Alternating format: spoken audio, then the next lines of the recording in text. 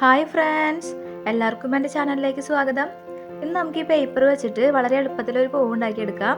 ഈ പൂവ് ഉണ്ടാക്കാനായിട്ട് ഒരു തുള്ളി പശ പോലും നമുക്ക് ആവശ്യമില്ല. അത്രയ്ക്ക് എളുപ്പമാണ് ഈ പൂവ് ഉണ്ടാക്കാൻ.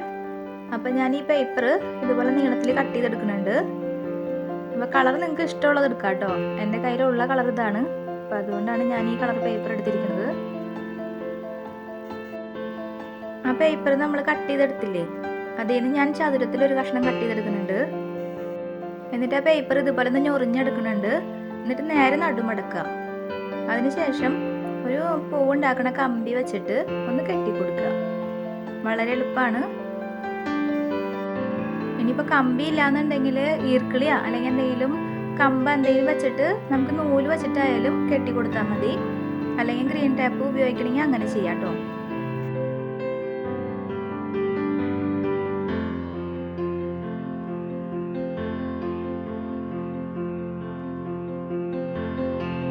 ഇനി പേപ്പർ ഒന്ന് നിവർത്തി കൊടുക്കുക. ഈ വീഡിയോയിൽ കാണുമ്പോൾ മനസ്സിലാവുമെന്ന് വിചാരിക്കുന്നു.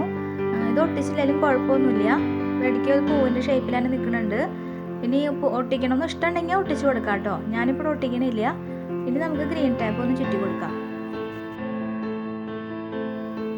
അപ്പോൾ വീഡിയോ കാണുന്ന കൂട്ടുകാരെങ്കിലും നമ്മുടെ ചാനൽ സബ്സ്ക്രൈബ് ചെയ്യാതെയാണ് കാണണമെന്നുണ്ടെങ്കിൽ ചാനലൊന്ന് സബ്സ്ക്രൈബ് ചെയ്യുക. അടുത്തുള്ള ബെല്ലൈക്കണിൽ ഓൾ അമർത്തുകയാണെങ്കിൽ ഞാനിടുന്ന വീഡിയോയുടെ നോട്ടിഫിക്കേഷനൊക്കെ പെട്ടെന്ന് തന്നെ നിങ്ങൾക്ക് കിട്ടുന്നതായിരിക്കും.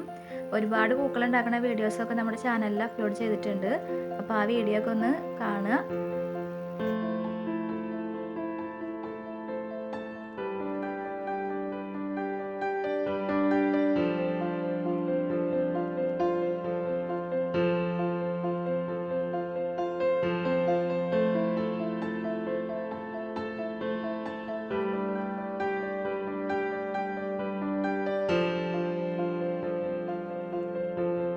അപ്പോൾ ഇതേ ഒരു പൂവിടെ റെഡി ആയിട്ടുണ്ട്. പൂവിന് നടുക്ക് നമുക്ക് എന്തെങ്കിലും ഒട്ടിക്കാൻ ഇഷ്ടമുണ്ടെങ്കിൽ എന്തെങ്കിലും കല്ല അല്ലെങ്കിൽ മുത്ത എന്തെങ്കിലും ഒട്ടിച്ച് കൊടുക്കാം കേട്ടോ.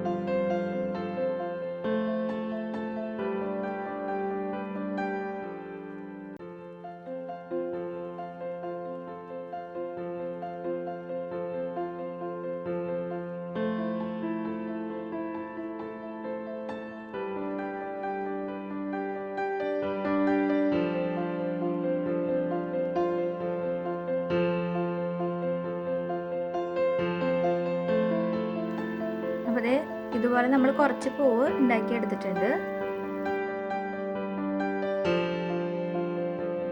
ഇനി നമുക്ക് ഇല കട്ട് ചെയ്യണം. അപ്പോൾ അതിന് വേണ്ടിയിട്ട് ഞാൻ ഈ ഗ്രീൻ കളർ പേപ്പർ ഇതുപോലെ നീളത്തിൽ കട്ട് ചെയ്തെടുക്കുന്നുണ്ട്. എന്നിട്ട് നമുക്ക് ഇലയുടെ ഷേപ്പിലൊന്ന് കട്ട് ചെയ്തെടുക്കാം. ഞാനിപ്പോൾ ഒരു കഷ്ണം പേപ്പർ ഇതുപോലെ നീളത്തിൽ കട്ട് ചെയ്തെടുത്തിട്ട് ഇതുപോലെ ഒന്ന് മടക്കി കൊടുത്തിട്ട് നീളത്തിലുള്ള ഒരു ഇലയാണ് കട്ട് ചെയ്തെടുക്കുന്നത്.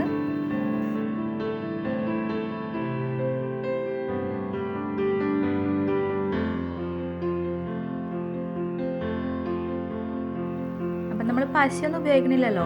അപ്പോൾ ഈ ഇല കട്ട് ചെയ്യുമ്പോൾ ഈ കമ്പിമ ഈ പേപ്പർ കുറച്ച് വെച്ചിട്ട് ഗ്രീൻ ടാപ്പ് ചുറ്റാനുള്ള ഒരു സ്ഥലം കൂടെ നമ്മൾ കൊടുക്കണം. അപ്പോൾ ഞാൻ ഈ ഇല കട്ട് ചെയ്തത് കണ്ടാൽ മനസ്സിലാവും. കുറച്ച് ഭാഗം ഞാൻ നീട്ടിയിട്ടിട്ട് കട്ട് ചെയ്തെടുത്തിട്ടുണ്ട്. അപ്പോൾ ഇതുപോലെ 2 ഇലയും കൂടെ ഞാൻ കട്ട് ചെയ്തെടുക്കുന്നുണ്ട്.